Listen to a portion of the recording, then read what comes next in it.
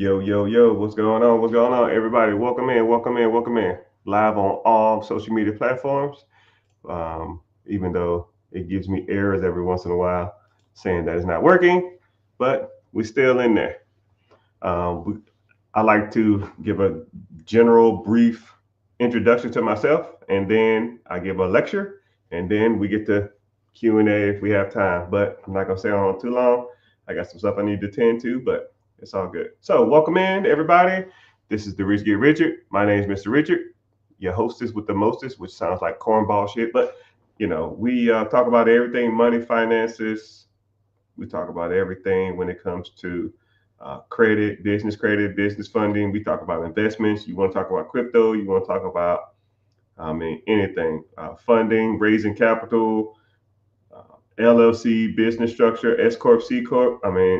We here and we talk about all this type of stuff. So come in, ask the questions, sit there and learn because a lot of the terminologies, I see you, sir. A lot of the terminologies that we talk about, a lot of people aren't familiar with and or may not even heard of. So if you have any questions, you can ask them along the way. I try to get to them, but sometimes I have a train of thought, and it's hard for me to stop my train of thought to answer a question just to get back on the train of thought. So generally, I'll always um, just keep going in my train of thought, and then I can always come back and see your questions. But we streaming live on Facebook, YouTube, Twitch, Twitter, Instagram, TikTok, and Kick, which is having an issue, but I'm gonna get it working. If you're on there, hey. If you're not, oh well, whatever. It does what it want to do. Um, if you want to help me out, watch this from YouTube because YouTube pays me to be here. Right? They don't want to give me money, and the money amount is not even significant. It might be $20, $30 a day on YouTube, but I can go out and get a nice pizza or something just by you helping. And I see your comments first on YouTube also. So if you watch it from there, it's easier for me to see your comments because it gives me a live feed, and that's just easier for me to see your stuff. Before we get started, I do have if you find these concepts that I'm talking about interesting, you like what I'm saying, you like what I talk about, I have a free webinar class coming up this Wednesday at 9 p.m. EST. So go to the link in the bio or go to however you can contact me. You can go to my website too. It's therichgetrichard.com. A lot of people don't go there. Sometimes you got to put in the HTTPS and all that kind of stuff like that. But you'll get in there and it'll say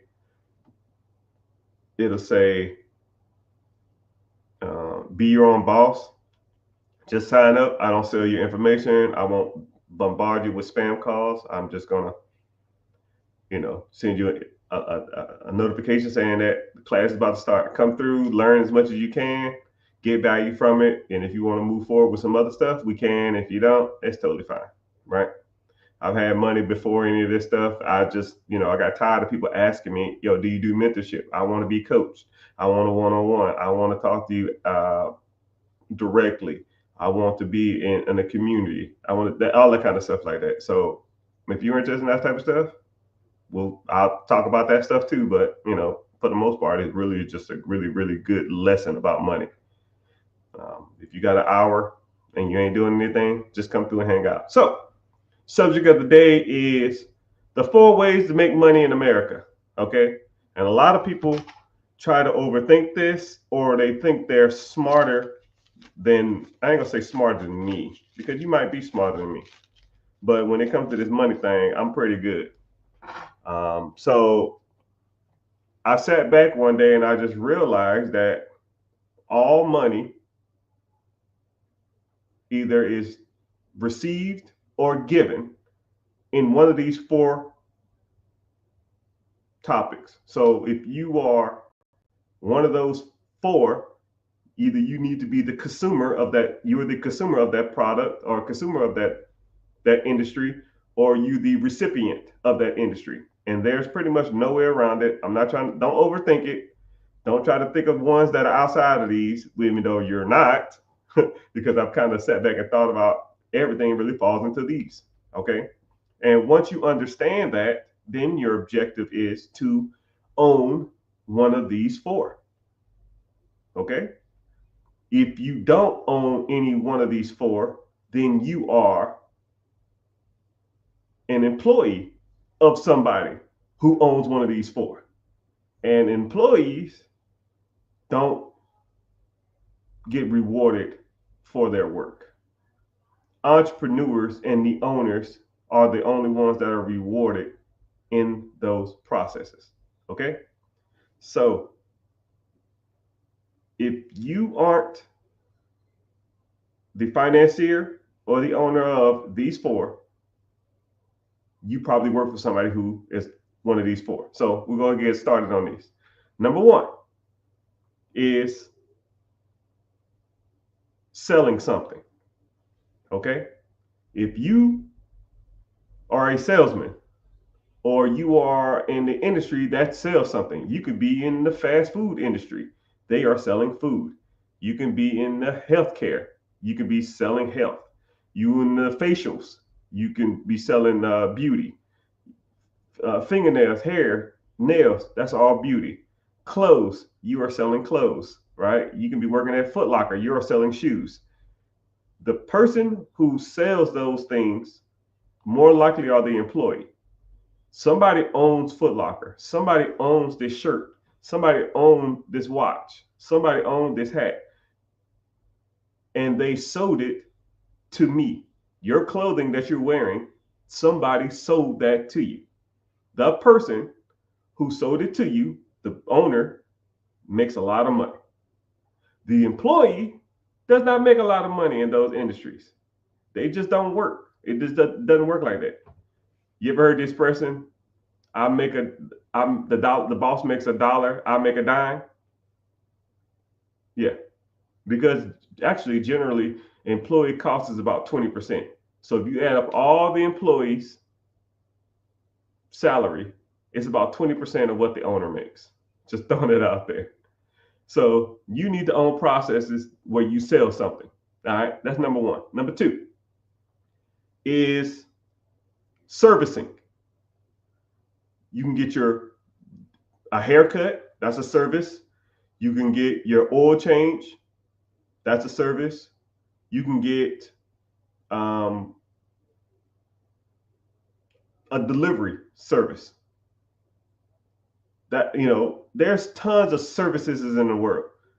Back to what I was saying, the employees of the delivery service generally don't have any money. The people who own the delivery service make all the money. So you need to own a process that either sells something or service something. Number three is education. Education is like the third biggest industry in America. High schools, colleges, coaching, sports, coaching sports, coaching people how to play a piano, coaching people on, educating somebody on how to do, you can educate people on how to do a karate class. You can educate someone on how to knit. You can educate somebody on how to drive. There's multiple industries where you can educate people and make a living. And when I say a living, I mean a shit ton of money, right? Why are colleges, billion-dollar industries? Because they're in the game of educating. And what's so shitty about education is you can educate somebody, and regardless if they get the message or not, you still get compensated, right? I know tons of people that don't work in their college degrees. I know tons of people who hated college. I met a ton of people who said they didn't learn anything in college. However, the college got their money, and you can't not pay the college fee, right? Even if you got a loan, you got that for life.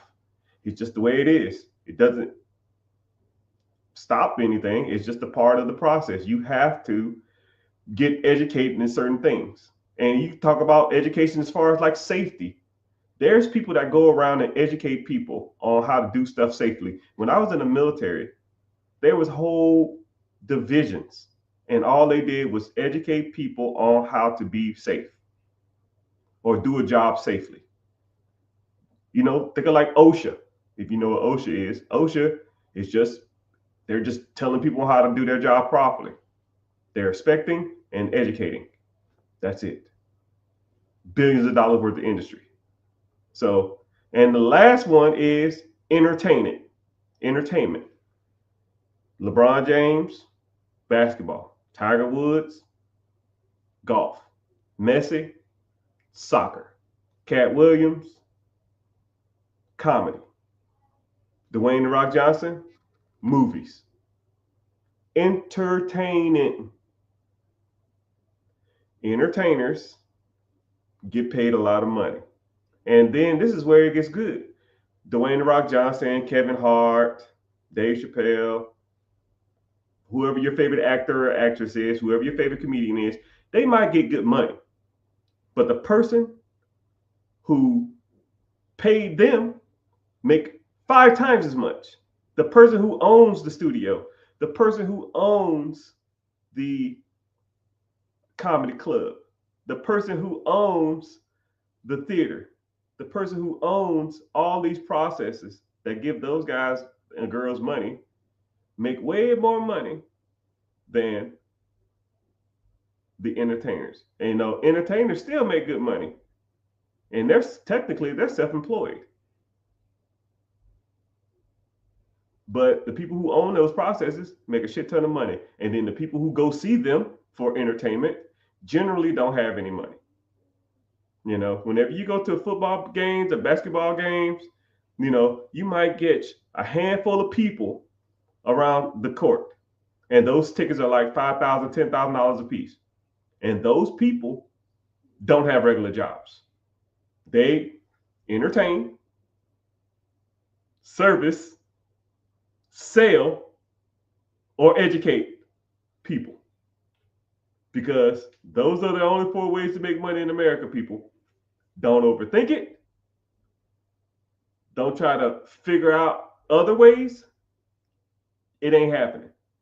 But what you do with this information is pertinent. This is where the rubber hits the road. What are you going to sell? How are you going to entertain somebody? How are you going to educate somebody? How are you going to service something of somebody else's? Now, you could do it 2 different ways. You can start those industries from scratch. You can go out and start a construction company. You can go out and start a sales team. You can go out there and start a comedy club. You can go out there and start a car wash to clean people's cars. Or we can fast forward that whole process. Because you can go out and start these things, but you got to deal with employees, build outs, meaning that you got to build the place. You got to get customer acquisitions. You got to run ads. You got to get customer loyalty. You got to come up with menus, systems, cash registers, POS, point of sale systems, all of that crap. And that's going to take you a couple years to figure out. Or you fast forward 2, 3, 4 years, and you just buy an existing business that already have these things in place. They have the systems, they have the teams, they have the finances, they have the customer loyalty, they have the advertisement, and they have a track record, and they have accountants, they have systems, they have everything in place. Because someone owns a business, they're not going to own it forever. Think of any place in the world, right? Especially like think of a shopping center that's close to you. Okay, we're gonna do a little exercise. Think of a random shopping center near you. When you think about that shopping center, you probably have one or two bigger stores. You might have a Publix or Kroger's. You might have a J.C. Penney's, a T.J. Maxx, or something like that. Marshalls. You have the bigger stuff. I get that. But now think about all the little stores at the bottom. Think about the liquor stores. Think about the dry cleaners.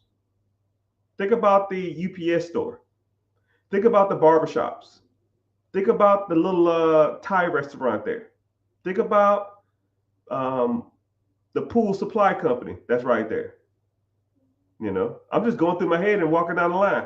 Liquor store, a little Pizza Hut franchise, a real estate agent, a tutoring center, a place that teach you how to code, a GNC, a Pax Mail, a UPS store, a dental office, a barbershop, a pool supply company. Now, all those stores are probably owned by an individual. It's probably not owned by corporate or by some big old wigs. It's probably owned by corporate. Okay? And it's probably not owned by corporate. It's probably owned by an individual. People get old. People get tired. People don't want to do stuff no more. People need to move. People have health issues. People have a multitude of reasons why they don't want to do stuff no more. Right? Maybe they made millions of dollars and they're just done. Think about it like this. Say if you had a business, let's say you're 40, you have a business, and that business has made you $500,000 a year until you're 50. Now that's $5 million. Now you're 50 years old and you don't want to do it no more. You owned it for 10 years. You made $5 million. And now the business is worth $1.5 million or something like that. You can sell it, make the 1.5. Now you up $6.5 million. You're done. How much money do you need, people? Think about it. How much money do you truly need? And people are like, I can't live off $6.5 million. Bullshit. You don't make $1 million in your lifetime now, probably. If you make $50,000 a year, 20 years will put you at $1 million. Say you started a job at 35, you worked there till 55. That's $1 million. You telling me you can't live off 6 times that? You doing it now with way less than that. Moral of the story is, people, all those businesses that I named off in my shopping center, let alone I go 2 miles down the street in that shopping center, 2 miles down the street again in that shopping center, Chinese restaurant, Wingstop, a Plato's Closet, another liquor store, go down the street again, Wingstop, GameStop, Jersey Mike's, Firehouse Subs, go down the street another 2 miles. All those businesses gonna have to be sold at some time in the near future or in the future, right? And what's crazy about it is there's probably a business in the shopping center right down the street from you that has a business for sale, and you don't even know it because you're not even looking for those type of things. You're not even on. It's not even on your radar. It's like the your car effect. When you get a new car, you see that car everywhere. It's the same thing. I got a little red Honda. Everywhere I go, I see a little red Honda. Whatever car you got, you never saw it before. But if you bought it, you see it everywhere. It's the same thing. If I told you to start looking for businesses that are for sale, you'll see businesses for sale everywhere. If I told you to start looking for real estate for sale everywhere, you will start seeing real estate for sale everywhere. If I started to tell you to look for investment opportunities everywhere you go, you will see investment opportunities everywhere you go. Everywhere I go, I don't give a damn if I'm going to a club, I'm going to a party, I'm going to a Mac Daddy dinner, I'm going to whatever. I'm coming home from a long day of doing something. I don't care. If I'm driving or someone else driving, I say, hey, whoa, go back. Because I'm always on the hunt. Oh, man, I didn't even know this thing was even for sale. Yeah, I didn't think it was for sale either. I didn't know it was for sale either. You know why the person you would say you didn't know they was for sale either? Because they're not looking for it.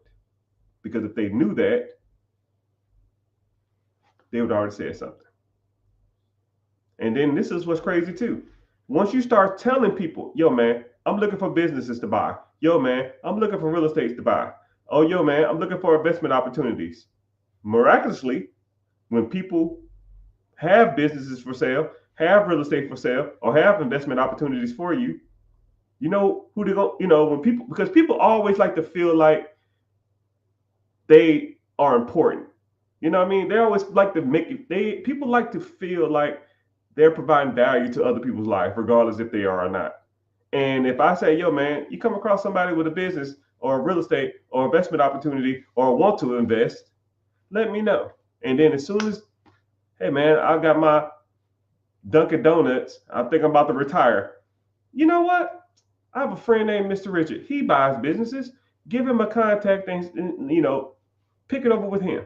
And sometimes I don't buy everything, but I do talk to him and say, go through these routes. If you want to sell it through a broker, you can sell it through me, you can sell it through whoever, and we can kind of go from there.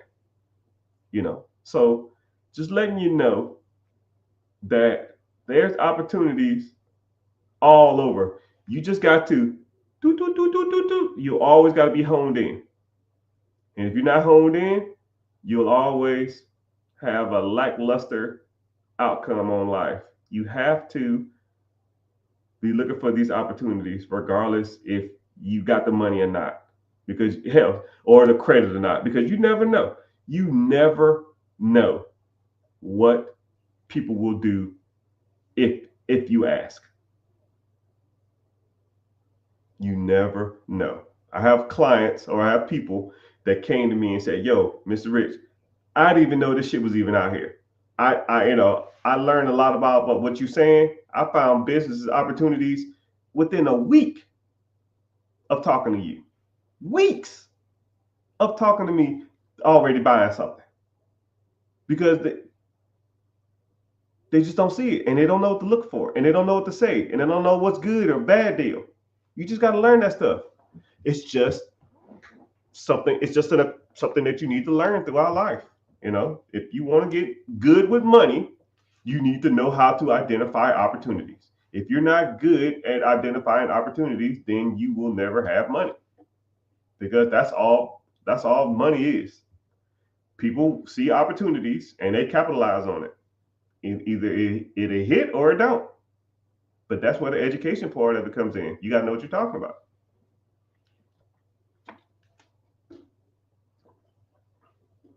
I'm always constant. Yes, sir. I always try to be. But yeah, appreciate everybody for being here. We hanging out. Like I said before, if you want to watch, I'll talk. Any questions? I got whatever you want. Log on or click the link in the bio. I have a free class coming up Wednesday, 9 p.m. EST. It's talking about buying businesses, buying real estate. We talk about investments. We talk about credit. We talk about funding, LLC, business structure. We talk about negotiating. I mean, it talks about a lot of stuff. And if you're interested in that type of stuff, just sign up. It's free. I don't sell you information. I'm not going to spam you with a whole bunch of crap emails and crap like that. Don't do any of that stuff. So click the link, go there, sign up, and then come back or go to my YouTube and watch this from YouTube, because one, it pays me to be here, and it helps with my algorithm if you're on my YouTube. And when you comment, I see those questions first. It's just easier for me to read what questions y'all got. Okay. So let's get to some preguntas, questions. Somebody said, I want to buy a storage unit in North Carolina. So one thing about storage units is that, this is just my opinion though, a lot of storage unit markets are saturated. There's a lot of big wigs in storage unit game. Whenever you go up for storage units, a lot of people know that their baby's not ugly, so they over evaluate what they feel is worth. That's just the way people are. You know what I mean? It's almost like the same thing with a laundromat. Hell, it's almost the same thing with like a car. Like say if you had a Hellcat, You know, even though I don't really too much care for Hellcats, but if everybody say, yo, man, your car's cool, your car's awesome, your car's this, your car is that, is this, is this, is this. People think because people tell them their car's cool all the freaking time that their car is valued here now, when it's actually valued here. People overpay for Hellcats, and people get gassed up about their Hellcats. It's not they think that a Hellcat, say if a Hellcat should be selling for 40, they're going to pay 50 for it, which is overpriced. And then they're going to say, oh, yeah, I had this thing for 5 years. Now, and I put some rims on it and a stupid ass sticker. Now it's worth 60. You know, because that's just because they've been told their whole life that their Hellcat is cool. It's just kind of the same thing with when it comes to businesses. Laundromats are like that. You know, people, everybody wants a laundromat. There's 500 different types of businesses out there that I can name just off the top of my head. But everybody want to talk about laundromats but laundromats are overhyped because people are told, man, you got a laundromat, you're so awesome, this is so cool. But there's multiple different businesses that you can buy besides a laundromat. The same thing with storage units. Storage units are one of those things that a lot of people want to get after, and it's because they don't really know what's all available. They just think storage units are good. First of all, storage units is a commercial building. You generally gonna have to put 20% down, and if you want to get into one 20, 30 miles within any major city, all the big dogs and all the big girls are already probably scoping it. And if you ain't got the 20% down, more likely you're gonna have to raise money or get some decent workout with the owners, which more likely aren't mom and pops. And if they are mom and pops, they got bombarded with letters from people like me. Because when I buy real estate, I'm looking for big units. I send them letters and text messages all the time because you can look all that stuff up online. So if you did want to get into those industries, you probably have to go to the skirts. You go to like Midwest, sometimes the country areas that don't have a big population.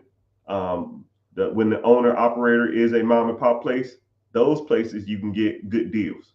Any major city with 20, 30 miles from any major city, to me, is a wash for you might can catch some deals, but more than likely, these big companies have sent them multiple letters, multiple text messages.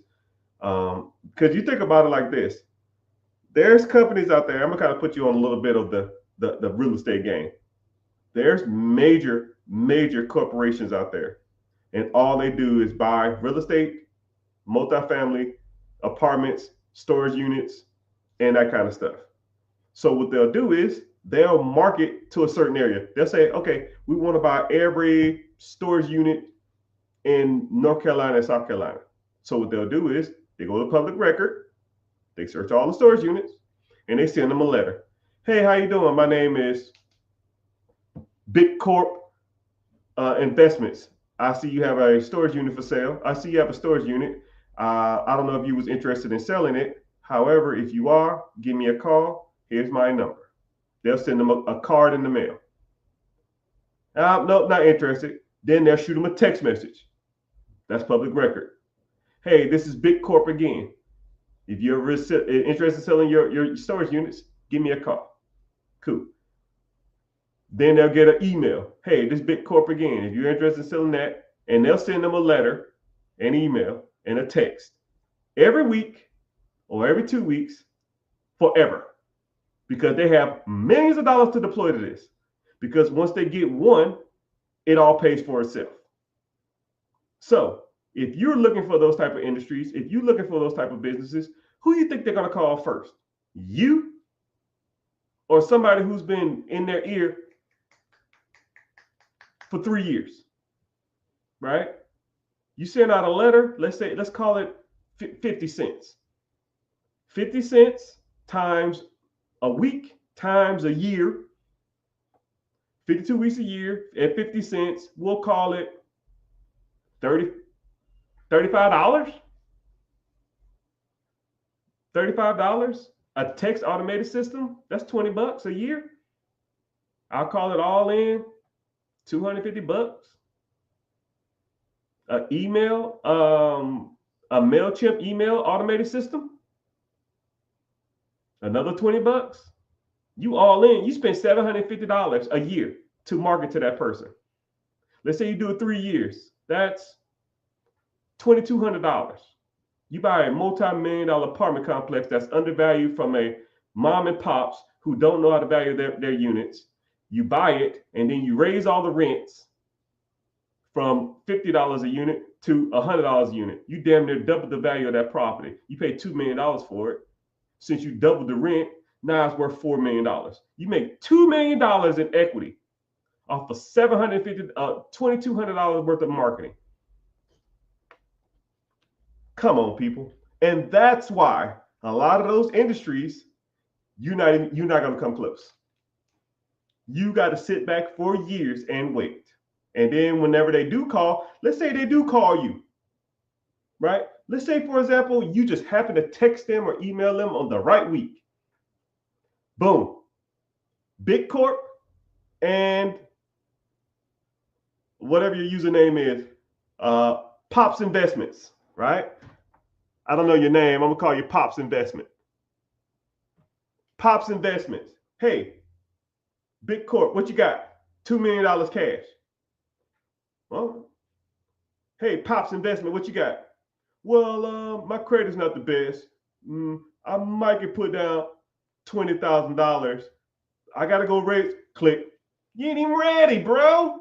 You're not even ready. You ain't even ready. Yeah, I can give you 3 years to be ready, and you probably still wouldn't be ready, right?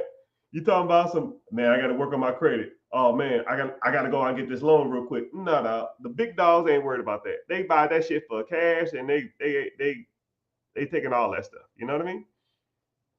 So just letting you know, if you ain't got the money to deploy, and or you ain't got funding in place, or you ain't got the systems in place to take that over, sometimes storage units ain't the game. That's just my personal opinion on storage units.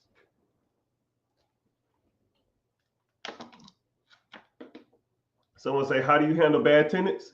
Cash for keys.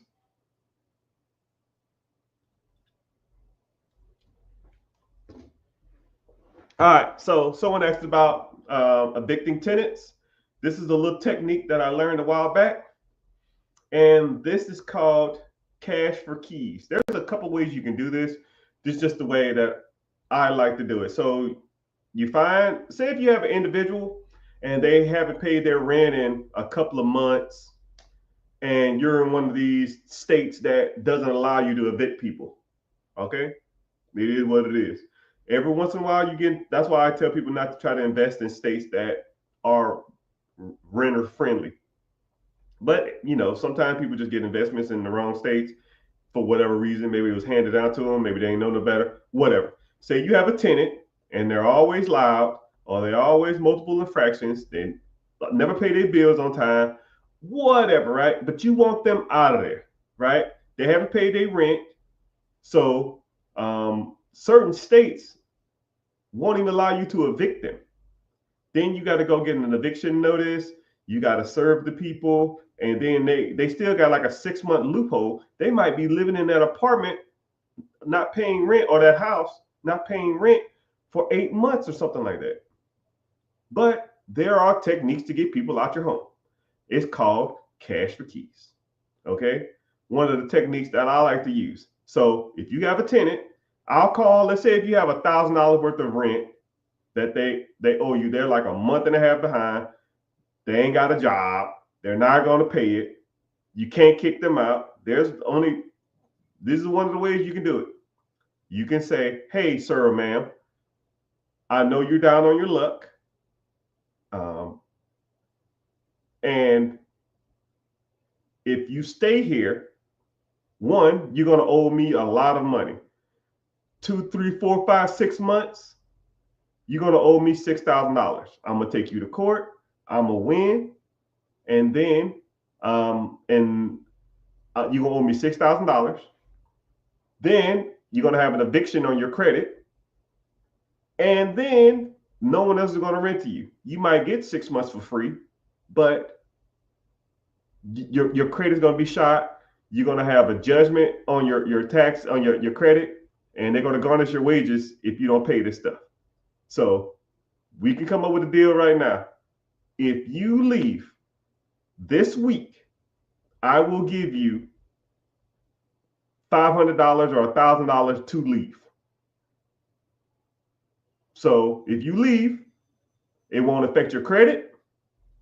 I won't have to evict you. You take the $1,000 and you go get somewhere else that's a little more affordable. You can't afford the $1,000.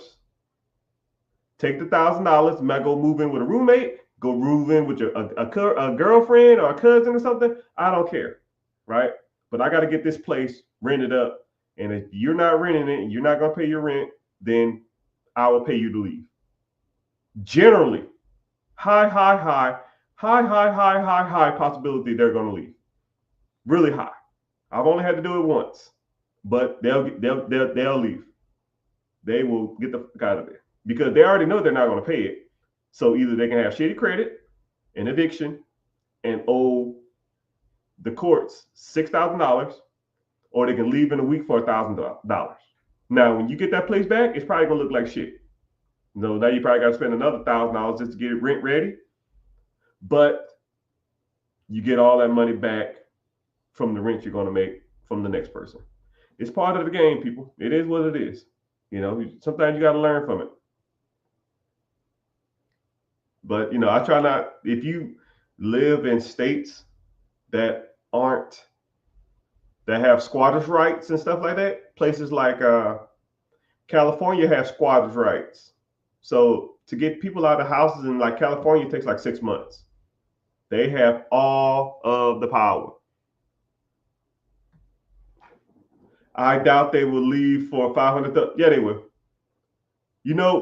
Sir, you say that because you don't have a lot of tenants. If I gave you two options, one, here's $1,000, leave in a week, or you can owe me $6,000 plus court fees with an eviction and an eviction on your credit, and I'm gonna report this to your credit. So now I'm gonna put your credit up. You're gonna have an eviction, and you're gonna owe the courts $6,000 plus court fees, right? Somebody said, I don't think anybody will leave. Now, if I gave you those two options, $1,000 check or $6,000 bill, which one would you take? $6,000 bill and fucked up credit, and an eviction, and a court judgment, or $1,000 cash. Which one would you choose? And somebody said they won't choose the money. Which one would you choose? Okay, if you would choose it, other people would too. Shit, I would take it. I would take it. I'll just go take my $1,000, take all the crap I got, not clean the place, and go live with a cousin or something until I get back on my feet. Because now you don't even have to pay the rent you was living for. You don't have to pay the money back that you were living for a month and a half, and you get $1,000 on top. Shit, I got pretty much paid $2,000 to leave a house. Why wouldn't I do it? Or have a $6,000? That's an $8,000 swing. It ain't rocket science. That ain't even hard math. Shit, why wouldn't they leave? I would.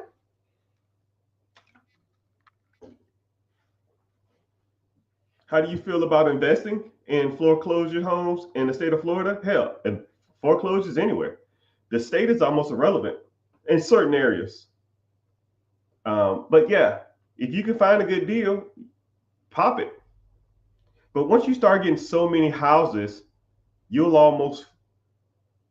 get out of touch on a lot of this stuff. But yeah, you can make money in foreclosures. If you want to learn more about how to buy foreclosures, I teach you all that. Click the link in the bio, join the free class. It's called Be Your Own Boss. We talk about foreclosures.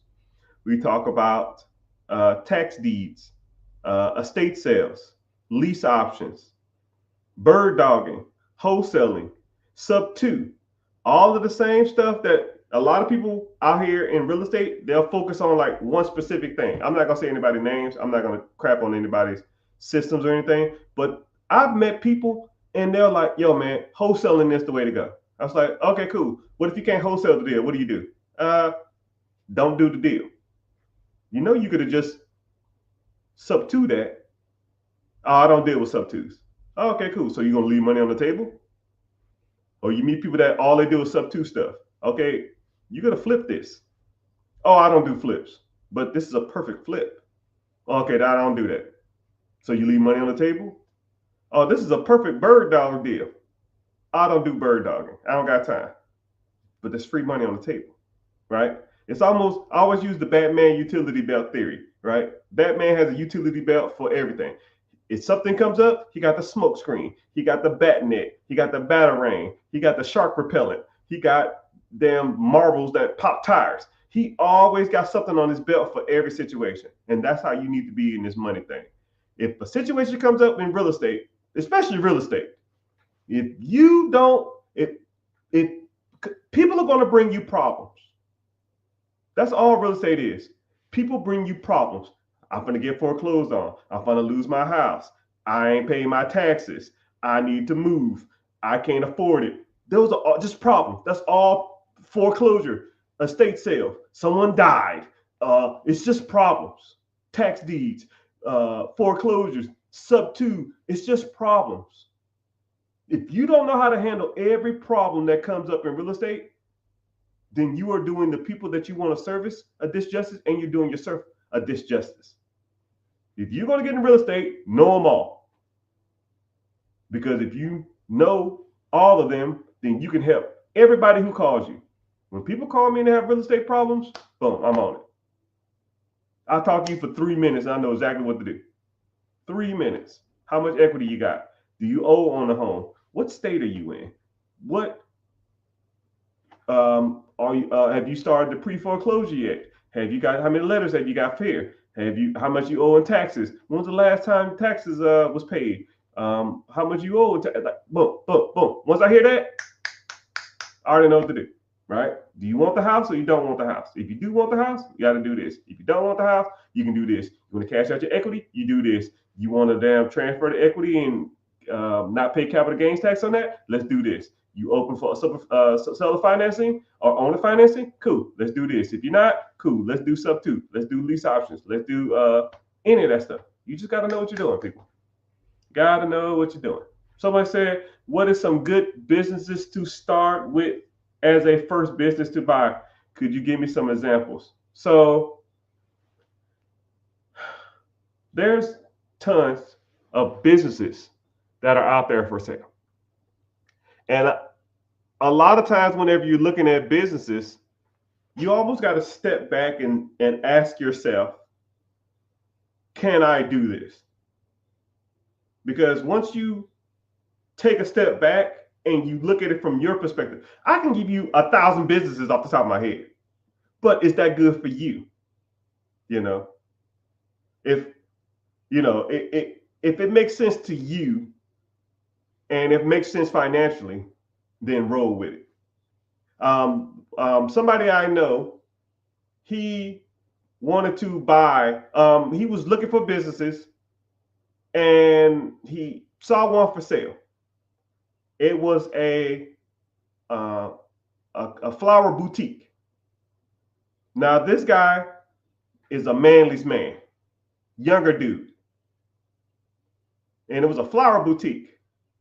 The mom owned it. She died. The son was selling it for his mom. And he met the son, talked for 5 hours. They wanted $150,000 for it, and it produced like $120,000 a year in cash flow to the owner. So a business cost $150,000, and he was making $120,000. And he asked, well, how'd you come up with this price? He said, because that's just what I feel like it's worth. That's what I feel like it's worth. Buddy, that shit was so undervalued, it was ridiculous. And then he texted me or called me and said, yo, what should I do? Hit him with the owner finance. Hey, would you take payments over time for this? He said, yeah, of course. How much you want down? I forgot what it was, but he popped that. He bought that in 3 weeks. Now, I don't know you from a can of paint. You look like a younger guy, but a flower shop is not on my radar. But for $150,000 for $120,000 return every year, it will be on my radar. It will be on my radar. You know what I mean? If I purchased a floral shop that I didn't have to work at, that already had employees, systems, teams in place, would I buy it? Yes. My very first business was a tanning salon. I'm black as night. To let you know how much I knew about tanning was an understatement. You probably, when I bought this, or when I was in the process of buying it, you could probably tell me more about tanning than I knew. I just want to throw that out there. Though I look like the type of person to own a tanning salon. But I did, and it made me good money.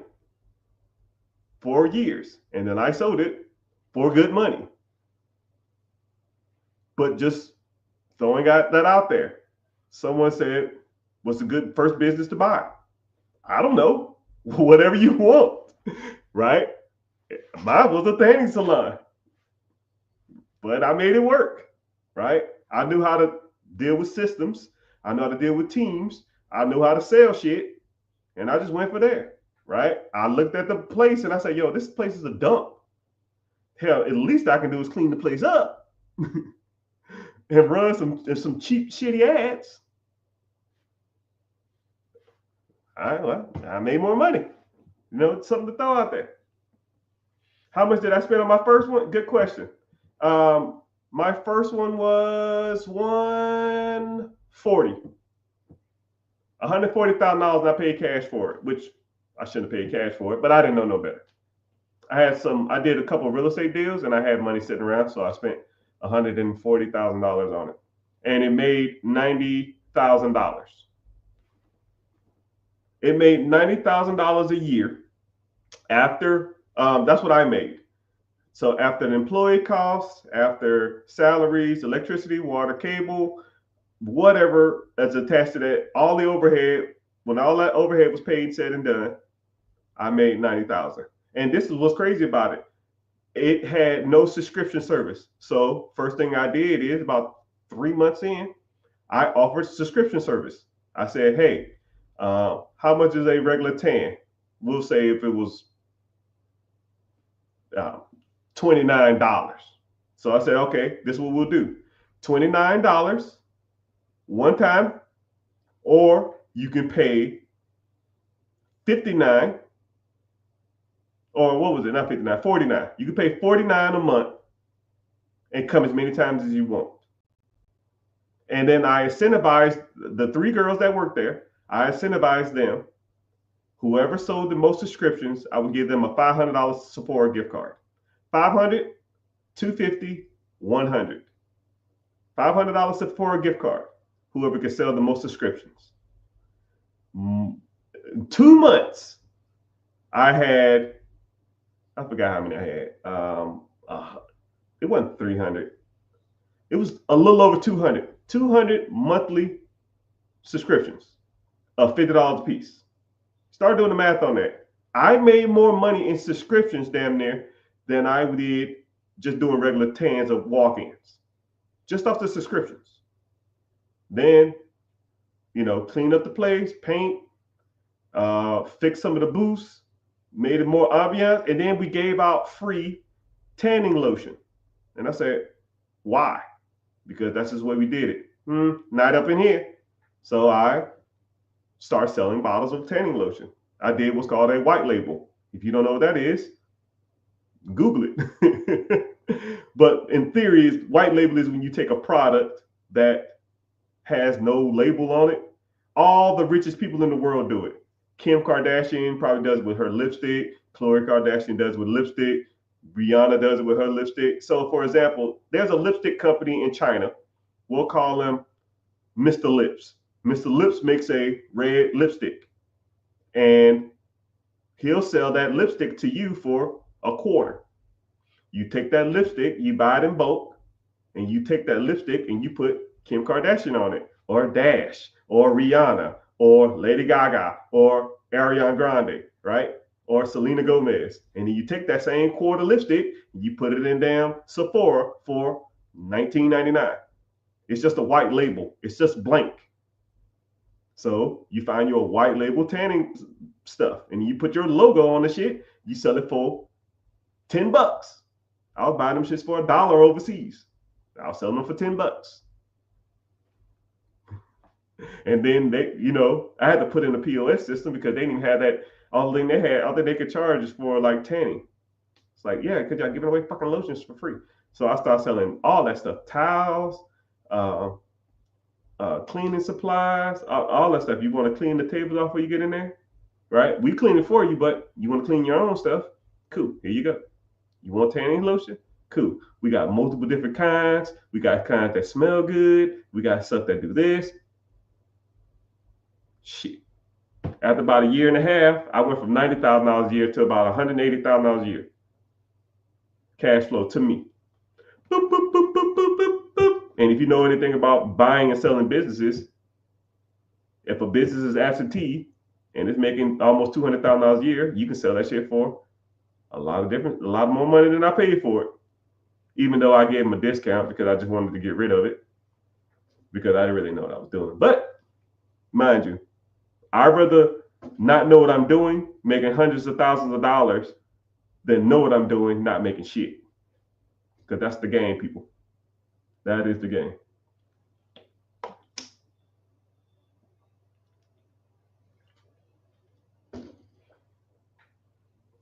So white labeling most of the products that you sold in your business? Yes. So you said that the business for 4 years, it $360,000 business. How much would you sell it for? White labeling is smart. Like the subscription-based business is more profitable. Yeah, all of it's profitable. You just gotta know what you're doing. You just gotta set it up. But if you want to learn more about these processes, I can walk you through the whole thing, because not evaluating a business is more than just what it brings in. You have to kind of understand the dynamic, and I break all that stuff down. Click the link in the bio, join the free class. I have one Wednesday, 9 p.m. EST. Sign up, come through, and we'll go from there. Someone said, how do I feel about vending machines? One of my very first businesses was vending machines. I had seven of them. But vending machines command a lot of time. The tanning booth was my first absentee business. Vending machine, I started at from, I started from 2 units.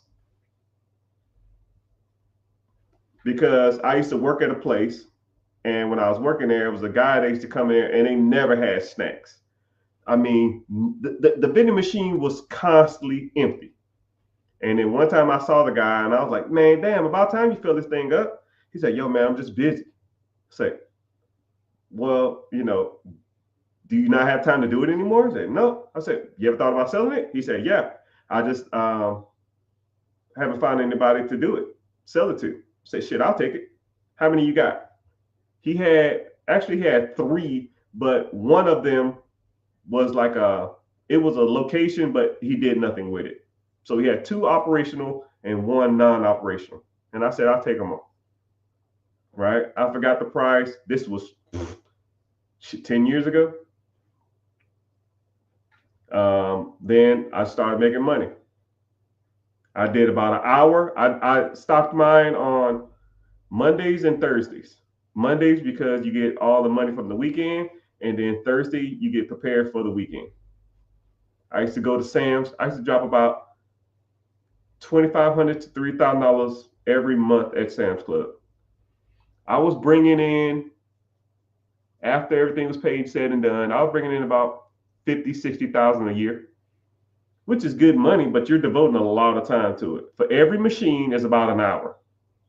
So you have a half an hour to get to where you are, and then a half an hour to stock. When I end up said and done, I think I had 7 machines or something like that. 7, 8. I don't remember. 7. I'll say 7. So I would go to the place, take a half an hour, stock up all this damn this stuff and this little cart, take it in there, load it up, collect my money, check the machines for anything wrong, and then go to the next one. It would take me 30 to 45 minutes, depending on the location. I'm on about a 45 minutes to get there, service, and go out to the next one. I just average it about an hour. Sometimes it just take longer. Depends on what I was stocking. The sodas suck. I hated sodas. But yeah, it made decent money. But just note that 2 days a week, maybe 1 day a week, you're gonna be gone about 8 hours, right? And if you don't service, no, you don't get paid. Sometimes it'd be 2, 3 o'clock in the morning, filling up sodas. Scared as hell, think you're gonna get robbed because $200, $300 cash to a crackhead or a junkie. That's some decent money, man. Just letting you know.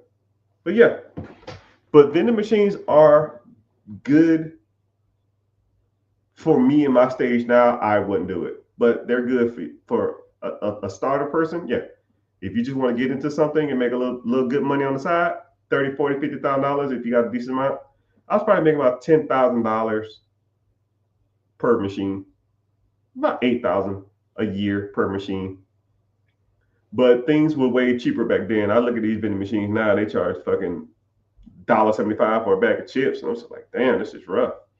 Or whatever they're charging, $1.75 for a Snickers or a candy bar. I was a little cheaper because I wanted to. I really didn't want to raise the prices. But I tell you what, when I got my first Monster, I started selling Monsters. Oh yeah, that shit was nuts. I couldn't keep that shit stocked. I could not keep it stocked. But yeah, that's a good question though. Yeah, but if you find something, you can find for sale all over. You just got to go look for them. I started free cycling. I'm still in the beginning stages though. Yeah, free cycling is where it's at, man. I teach my mentees how to do free cycling all the time. And sometimes I have contests with them and I say, hey, let's do a free cycle competition. Whoever free cycles the most in the next week, I'll send them $500 cash if you can beat me. But they never do. It's not even close. Well, one, I got the time to do it. And two, I'll spend, I can go out and make, if I free cycle, I can go out and raise, I probably can get about $500 to $800 a day free cycling. And when people tell me they can't do it, I say, I call bullshit. I call bullstool. There's tons of money out there in free cycling.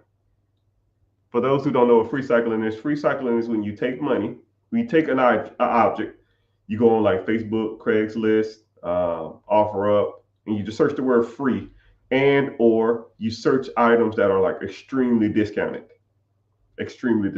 I'll use couches as an example. Let's say if there's a sectional or even a TV, let's say a sectional couch. Let's say the sectional couch is $50 because they have to move out of the country, or they say it's free because they bought a new one and the new one's coming this week. The couch is fine. People just want new shit. I don't know why. They just want new stuff. And you take it off their hands for free. You take that. I'll take pictures of it in their house. Sometimes I'll take some stuff to wipe with and I'll just wipe it down. And I'll take pictures of it right in their house. And I'll put it right back on Facebook, right back on Craigslist, right back on OfferUp. $500 plus delivery fee if needed. Might take some time. Sometimes it take 3, 4, 5 days, a week or something like that. But you'll get bites.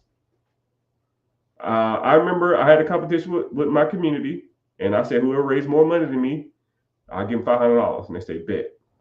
My first day, flat screen, 75-inch 3D TV for free. My first day looking, flat screen TV with remote. I sold it for $400. It was $400 plus $50 delivery fee, but they gave me $350 with the delivery fee. So I lost $100, but it was $350 to drive a TV that I got for free up the street. Right? Let's say you take 20 minutes to pick it up and then 20 minutes to deliver to somebody else. That's almost $400 or $500 an hour. Now, by a show of hands, who in this chat or who in this community or who's listening to me make $500 an hour? I'll wait. And then people say, oh, I don't got time. No, you just choose not to have time. You don't make $500 an hour. And then I did the same thing with a treadmill. That same weekend, I started Friday. Saturday, I got the TV. Saturday night, I got a treadmill. I took the treadmill, sold it for $100. I had the treadmill in my car. I ain't even unloaded yet. And I took it to somewhere else. A washing machine and a washer and dryer.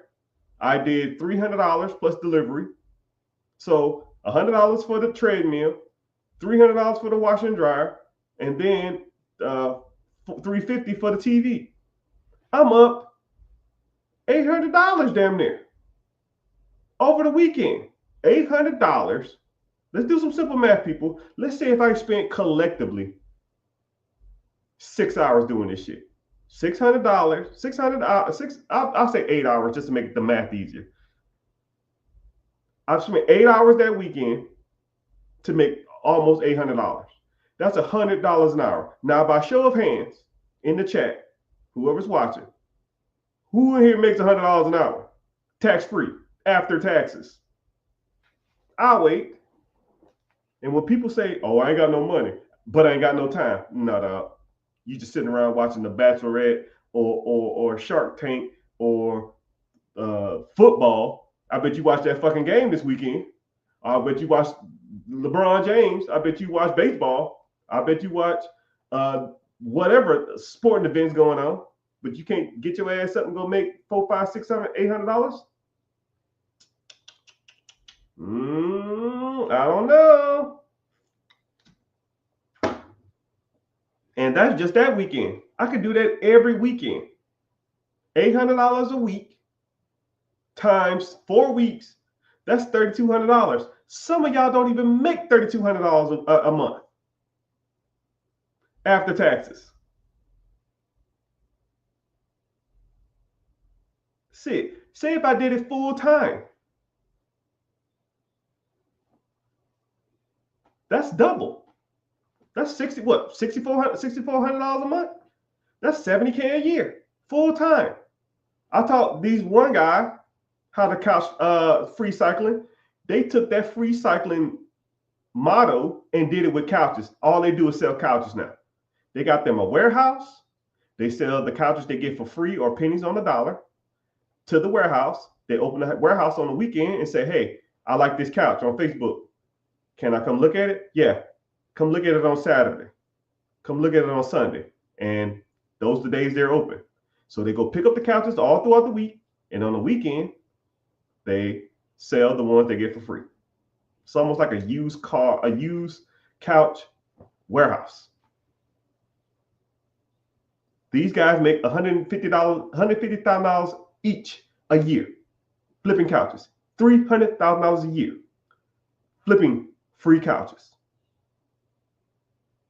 Hell, I just explained to you how to make $70,000 free cycling random shit part-time. People don't want to hear it. People think they understand this money thing, but people don't really understand. There's a lot of free stuff out there with stains on it and damage. Okay, but don't take that stuff. You know, this is I'm gonna put you on another logic too. Any problem that you give me, I will give you a solution. If I go to somebody's house and it looked like shit, I'll say, you know what, sir? I'm good. I can't do nothing with this. I thought it was gonna be a little nicer than I thought. You have a good one. Right? Can't hit a home run every time. And even if it did have stains on it or did have some damage to it, and you're selling it for 500, sell it for 200. You still can take it. Somebody will want it. You can't clean stains. We too good to clean now. Now, if there's some blood or some shit, okay, cool, I get it. I don't want to deal with that. But some soda, you can't clean that. You can't OxyClean that. Shit, brother. You better than me, then, man. Because I'm trying to get this money. I'll damn near take anything. It's definitely a mindset. Yeah. You just gotta want to do it, man. That's just free cycling. There's tons of different ways to make money out here, people. Tons of different money. Tons of different money out here. Someone said, I am interested in getting more information about absentee businesses. I'm currently a college student. Only save and pay I got.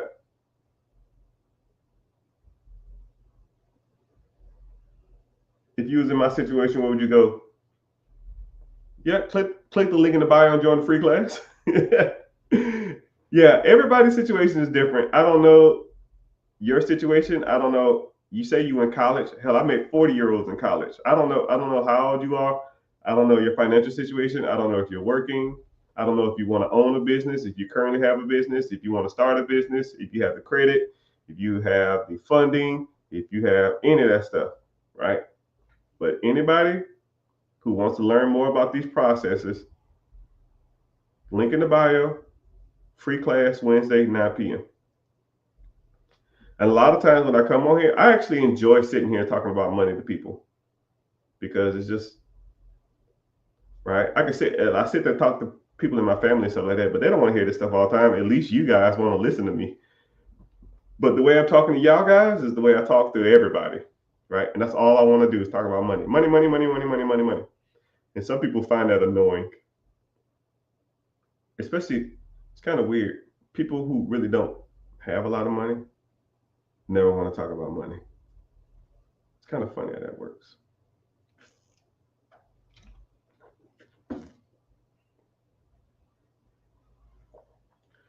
But yeah.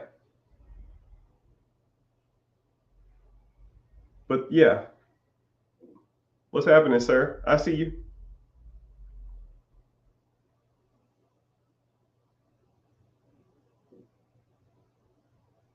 So someone's talking about real estate. Yeah, there's multiple ways to make money in real estate. Multiple, multiple, multiple, multiple. You can get into, someone said something about auctions. You can get into that. You can get into, you can get into a lot of different stuff when it comes to real estate. It just depends on what you want to do, right? One thing, first of all, if anybody ever wants to learn from me, the first thing I'm going to do is I'm going to educate you because I hate the term, you don't know what you don't know.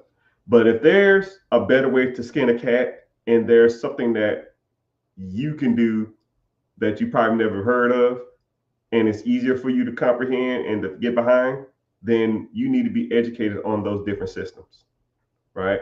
Just like when you talk about real estate, you probably never even heard of a sub two or a subject to. You may not even heard of a lease option.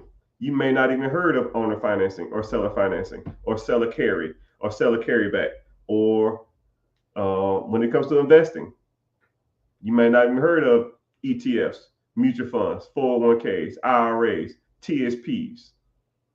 You know, you might not even heard of high yield savings account or security bonds or junk bonds or any of that stuff, but you need to understand all of these different things, the terminologies, and when would you go for these type of assets.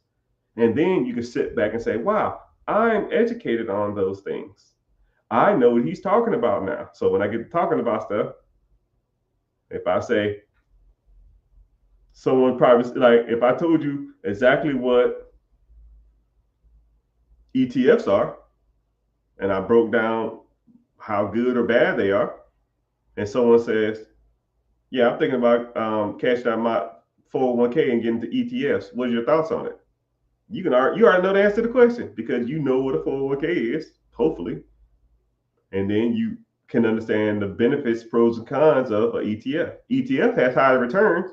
However, if you get a Roth 401k, you don't have to pay taxes when you withdraw when you're 62 and a half.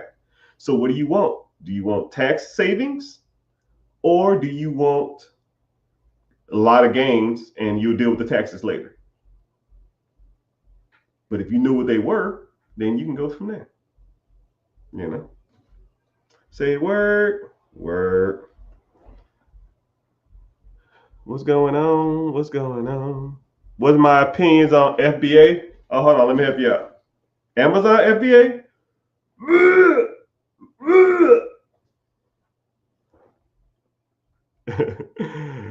That's my opinion on Amazon FBA. I'll give you my Amazon story in a nutshell. I'm gonna keep it short because I don't want to talk all day about it. There was a guy I knew. He owned a business. He filed for bankruptcy on the business, and he had a crap ton of inventory.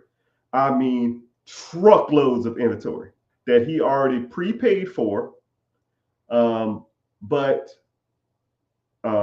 So he ordered them, but he filed bankruptcy. The bankruptcy went through, but the goods that was supposed to come, the goods came in, so he didn't have nothing to do with it because the store was already closed. So he was trying to sell this stuff for pennies on the dollar. And when I tell you guys, this guy had truckloads, like lifted up, truckloads of this stuff. I had to go get multiple storage units just to put the shit in. That's how much stuff he had. I was buying stuff, pennies on the dollar. Pennies, right? I want you to say, I'm going to give you an example of something. Let's say this charger, right? Let's say they're selling for $3 for one. No, so let's say they're selling for $5 for one. Let's say they're selling for $8 for two. Okay? And I paid a nickel. Okay? Or a dime or something like that. I said, well, shit. Surely to goodness, I can make some money off this. Right? I get it, I get it for a nickel, shipping $3-4 or something. I sell two for $8. I make $3 off every transaction, $4 off every transaction. I mean, shit, I got it made, right? I got 10,000 of these. 10,000 divided into two, that's 5,000. 5,000 times $4 a piece, that's 20 grand. Checkmate. That's too easy. Shit. Shit. You shitting me, man. You are shitting me. I tried every route that was possible, right? Self-packing. I've tried it all. That Amazon FBA destroyed me. And I told myself, I said, yo, who the fuck is making money off this? Nobody. There's no way in hell someone's buying something from Taiwan for $5 and then selling it for $10, making a $5 spread with shipping, Amazon fees, packing fees, servicing fees, and all that kind of crap, plus taxes. There's no way in hell they're making money, right? I was getting this stuff pennies on the dollar. Pennies. I had 6 items and I was getting them pennies on the dollar. One item was selling for $40. I had about 200 of these. 200 items for $40. I paid $2 for them. I say, Doc, this is $38 spread. I'm finna kill. I barely broke even, Doc. So anybody selling y'all that Amazon FBA shit, that's just trash. There's no way. There's no way. I'm calling the spade a spade. You take it at face value. You do what you want to do. It is what it is. Someone said, I heard you crazy about grills and Hellcats. Oh, man, don't even get me started. You know what? I was looking on Facebook the other day, or social media, and I seen a dude on there talking about, yo, man, I put my grill on layaway. A couple more payments, I can get it out. A fucking grill. You financed teeth. Fake gold teeth.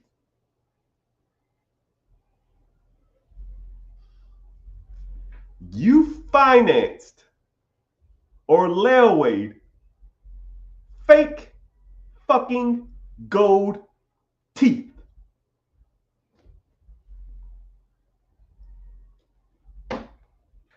We doomed, people. We doomed. Some people they never gonna get it. Some people will never get it. And then what's crazy is these kids nowadays, all they want is Hellcats. You ain't got a Hellcat job, guy. You ain't got Hellcat credit. You ain't got Hellcat money. You can't be the king of the block at 19 years old. It ain't happening. All you're going to do is finance your death. It's like a death sentence.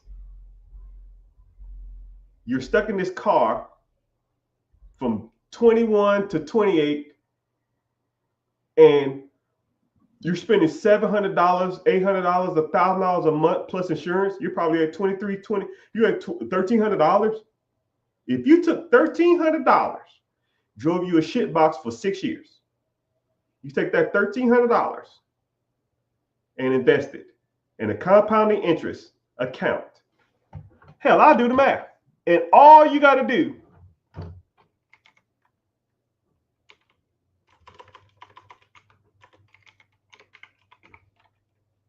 come on, dog. Here we go. So you had $1,000 Hellcat payment plus insurance. We'll call it $1,300. You started out at 22 years old. You didn't get the Hellcat. You drove a Honda that had 3 doors and a busted window. Right? You just sucking it up. You're gonna wait from 22 to 28, 6 years. You take that same $1,300, right? You start out with zero. You know, you put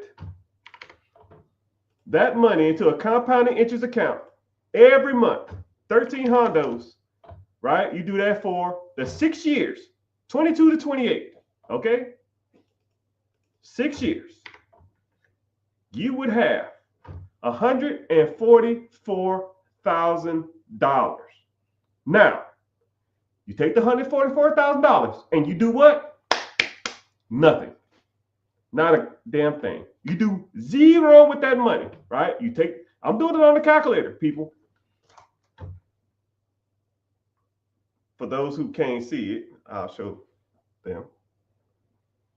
You start out with zero for 6 years. You put $1,300 a month into a compounding interest account. You have $145,000, right? Then you take the $144,000, okay? And you don't do nothing else. Now, if you wanted to, you go buy a stupid ass Hellcat if that's what you want, right? So from 28, we'll say till 60. 28 to 30, that's 2 years. 30 to 60, that's 32 years. 32 years, you just set that $140,000 stupid ass mistake of yours and leave it in the bank. You invest nothing else into this account. Nothing else into this account. You put $144,000 in a compounded interest account and let it sit for 32 years. Anybody want to guess how much money you would have? It's almost 100 people on here, right? Between TikToks, Facebook, Instagram, YouTube, Twitch, Twitter, Instagram, Kick, and TikTok. At 22 years old, you didn't buy a Hellcat.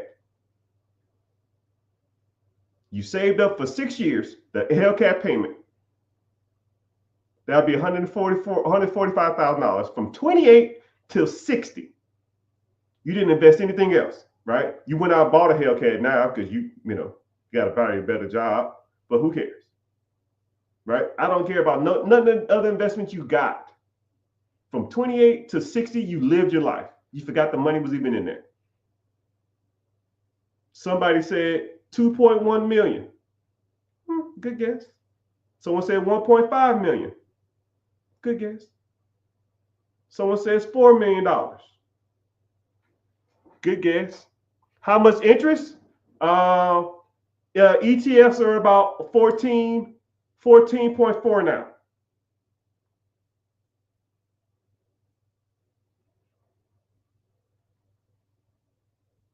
So 144,000 over 32 years.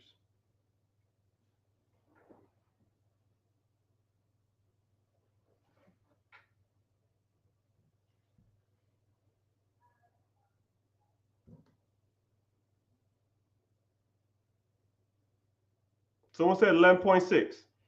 $144,000. 32 years, 14.5% interest, which is the average ETF on the open stock market over the last inception or the last 10 years. No other contributions, will be a little over $11 million.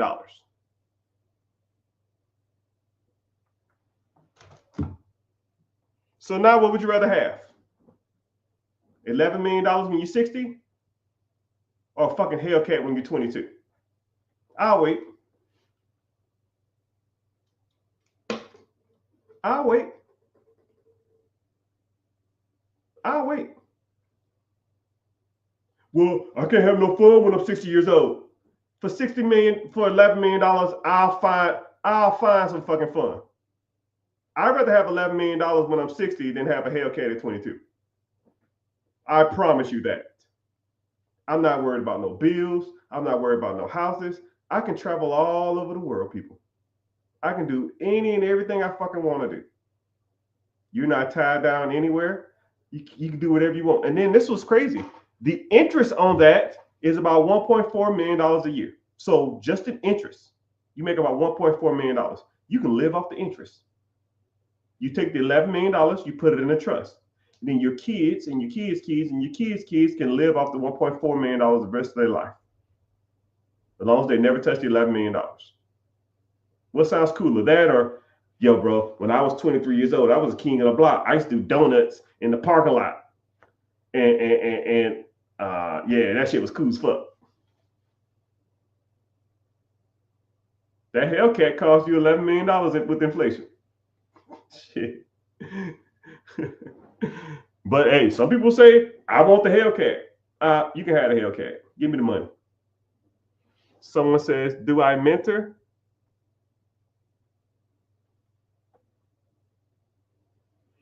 Yeah, I got a free class coming up.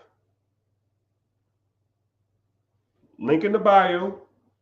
It's called Be Your Own Boss. Sign up. It's free. I don't email you. I don't spam you. We talk about investing, real estate, businesses, all that kind of stuff, right? We talk about a lot of different stuff in the free class.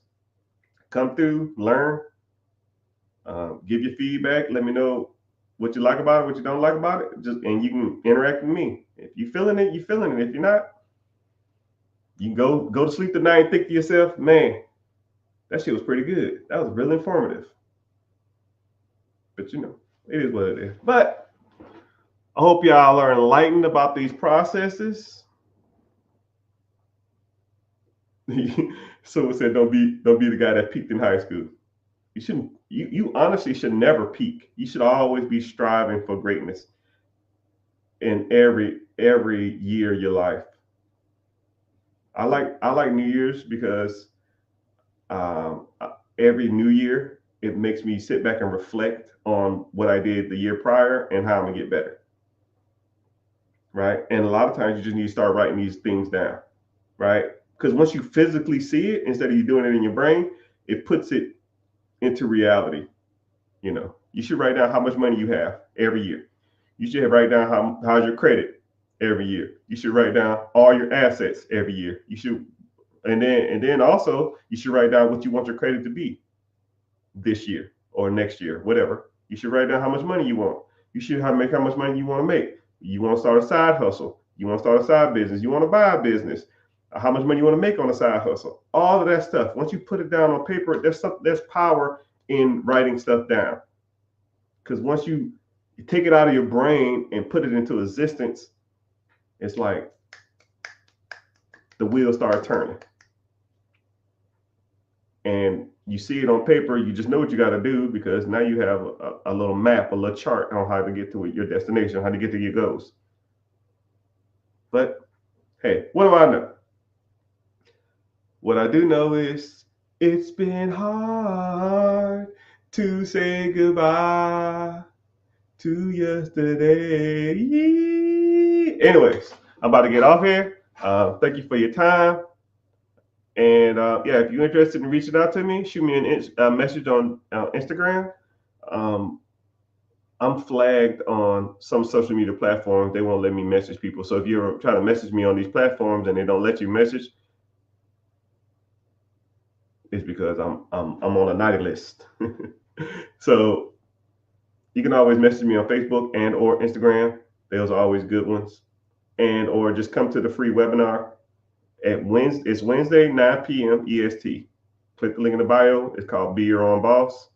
Go there and sign up, and I'll see you there. And you can interact with me, and it's a little more personable, and we break some of this stuff down. So I appreciate you being here. I'll be the Zane.